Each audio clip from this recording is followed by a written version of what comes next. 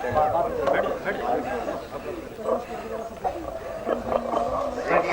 बैठ जाइए, आप लोग बैठिए जरा, चाय बाद में आपकी तरफ सामने बैठ जाइए सभी।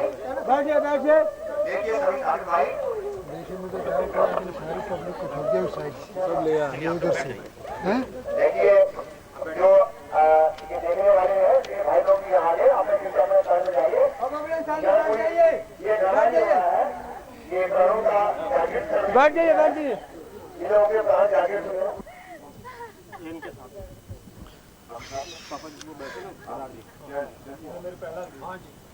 महाराज जी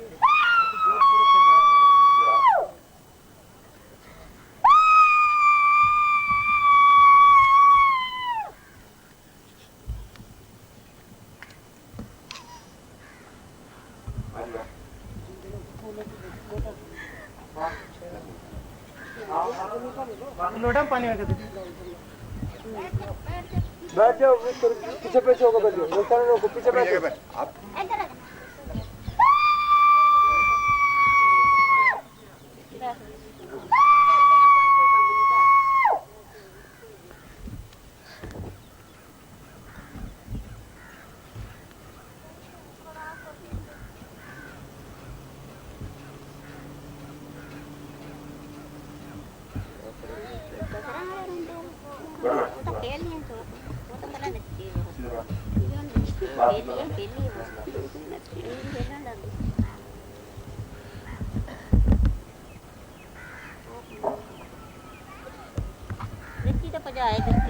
आप हो गई कुछ सीख दियो।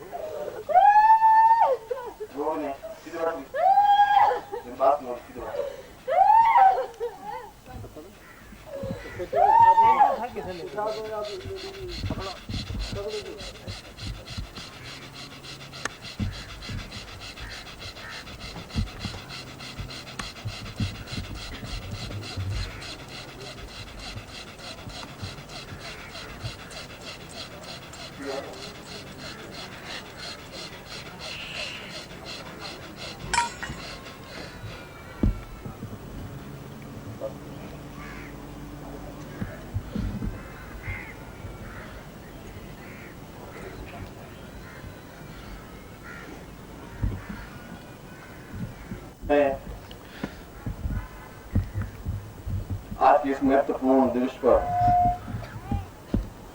भगवान श्री कृष्ण की इस क्रीड़ा स्थली पर, जहाँ पर सही रूप में वे पूर्ण निपुण चतुर और वीर रूप में प्रकट हुए, और हमने आज यज्ञ कुंड के माध्यम से विशेष मंत्रों की आहुतियां देकर के उन देवताओं से उन कामनाओं की इच्छा प्रकट की जो हमारे जीवन में अभाव या न्यूनताएं हैं। मैं कल और आज दोनों ही प्रवचन में आपको मैंने समझाया कि मंत्रों के माध्यम से सफलता और साधना प्रत्येक व्यक्ति को मिल सकती है यदि इस व्यक्ति का देवताओं के प्रति, गुरु के प्रति और मंत्रों के प्रति पूर्ण आस्था हो। बिल्कुल स्पष्ट रूप से शास्त्रों में कहा गया है, मंत्रे तीर्थे द्विजे देवे देवज्ञे भेषजे गुरु यादृशी भावना यस्य तादृशी फलितम मया। देवता के प्रति जितनी भावना होगी उतना ही फल मिलेगा। यदि आपकी भावना 100% है तो 100% फल मिलेगा। यदि आपकी भावना नहीं है, चुपचाप आप खड़े ही हो गए, तो आपको कोई उसका अनुकूलता नहीं मिल सकती। ठीक उसी प्रकार से मंत्रों के प्रति, तीर्थ के प्रति भी यदि आपकी भावना है, यदि आप जाए हरिद्वार में और जाके स्नान करें तो बड़ा पवित्र स्थान है और बड़ी गंगा नदी बड़ी पवित्र है, और यदि आपकी भावना नहीं है तो वहां के लोग उसमें मर्द विसर्जन करते टट्टी जाते हैं, उसमें उनकी भावना है नहीं गंगा के प्रति, और हम जाके स्नान करते हैं, उनमें प्रसन्नता होती है, हम पवित्र होते हैं। भावनाओं की बात, साधना में सफलता या सफलता नहीं मिलने के पीछे आपकी भावना की न्यूनता हो सकती है। उसमें आप किसी XYZ को दोष देना व्यर्थ है। गुरु आपको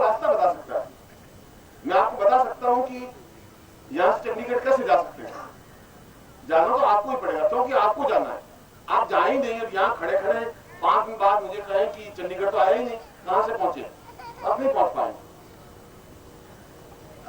इस विशेष आहुतियों के माध्यम से और इस जो मैंने मंत्र आपको दिए हैं, आज इन मंत्रों का मैंने उच्चारण करवाया है, वे चारों वेदों से मैंने लिए हैं, ऋग्वेद से भी, यजुर्वेद से भी, सामवेद से भी और अथर्ववेद से भी।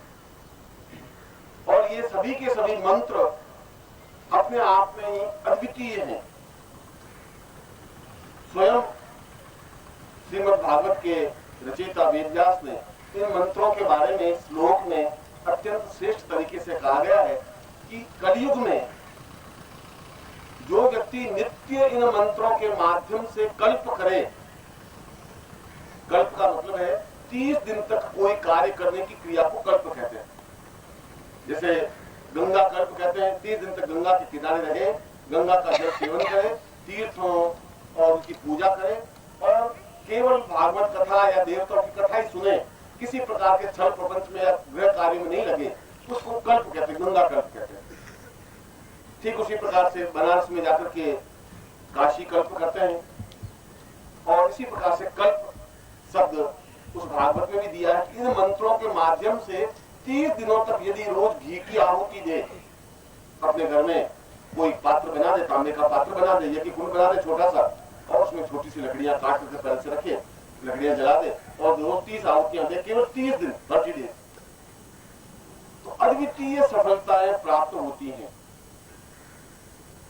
मैंने आपको पहले बता दिया कि मंत्र तीर्थे द्विजे देवे देवज्ञे बेसजे गुरु याद श्री भावना, ये पहले समझा दिया। यदि आपकी भावना ही नहीं कि लकड़ियां जलाने से क्या होगा, तो मैं आपको कुछ समझा नहीं सकता। उसको तो कोई दुनिया विधाता भगवान श्री कृष्ण भी नहीं समझा सकता। इसलिए अब इस मंत्रों को हम किस प्रकार से रोज कैसे उच्चारण करेंगे, क्योंकि वेदों का तो ज्ञान नहीं है और वेदों का ज्ञान भी है, शुद्ध से उच्चारण नहीं। तो आज के विज्ञान के युग में टेप रिकॉर्डर है, आप उस टेप को लगा दें और उनकी आहुतियां दे सके, एक ही बात। अभी भी टैप ही तो हुआ, मंत्र तो मैंने बोले, आपने आहुतियां दी है, अभी भी टैप ही तो हुआ। अभी आप कौन से मंत्र बोले, अभी वही बात है।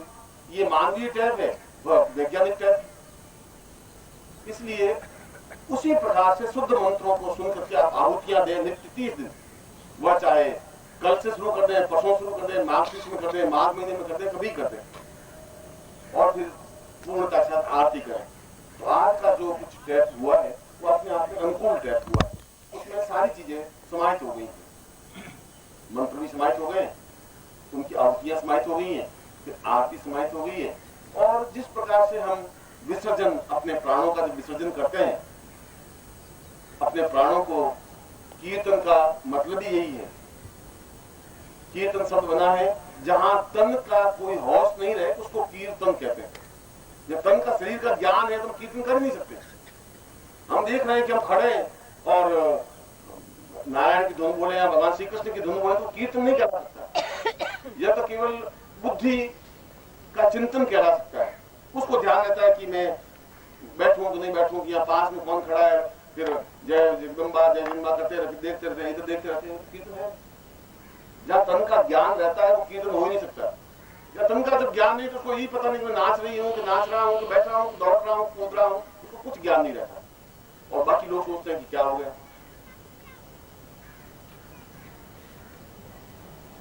क्या हो गया महाराज आपके चरणागत को अच्छा किया।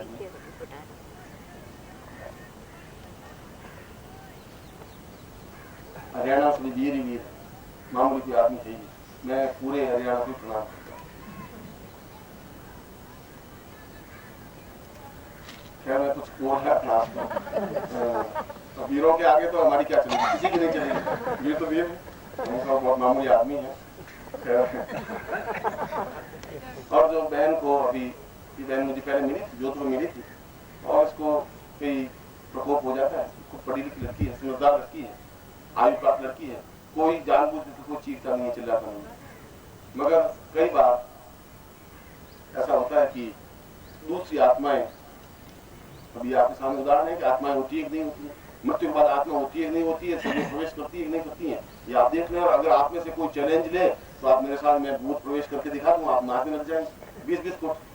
उसके बाद में आप जैसा अपना जीवन चलाए, तो मैं तो आपको दिखा दूंगा कि ऐसा भूत प्रवेश होता है और ये दीवारें फाड़ना आपका काम हो जाएगा, इसमें तो लंबी छोटी बात नहीं।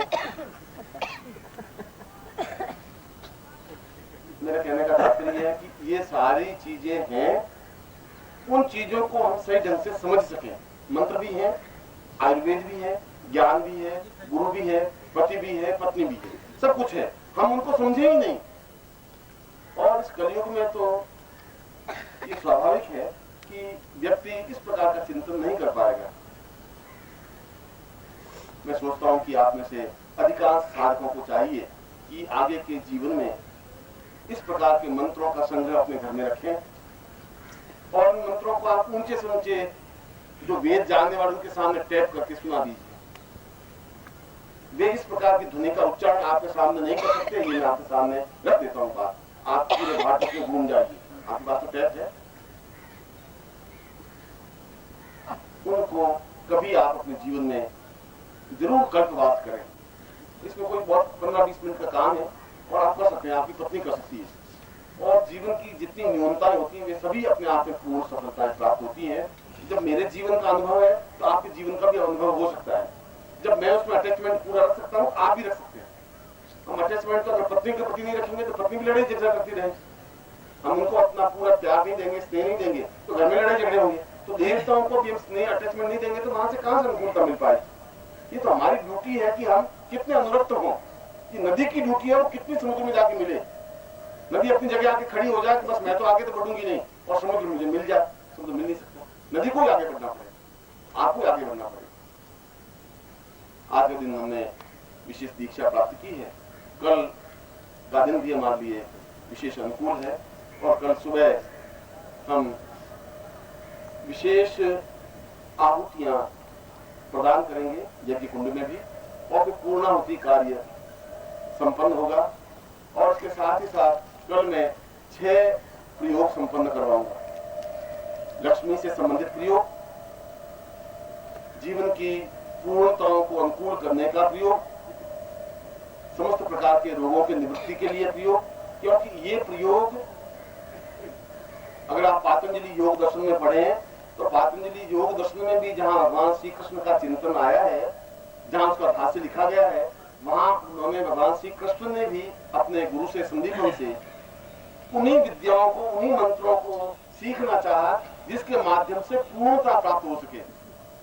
और भगवान श्री कृष्ण के जीवन में सभी दृष्टियों से पूर्णता थी और कोई ऐसा देवता नहीं हुआ जिसके अंदर पूर्णता थी। भगवान राम के जीवन में पूर्णता नहीं थी, उनके जीवन में भी न्यूनताएं थी। उनका गृहस्थ जीवन अपने आप में न्यून रहा। यद्यपि उन्हें सीता जैसी पतिव्रता स्त्री मिली, वो गृहस्थ जीवन नहीं बन सका। मगर भगवान श्री कृष्ण ने जीवन के प्रत्येक रंगों को देखा।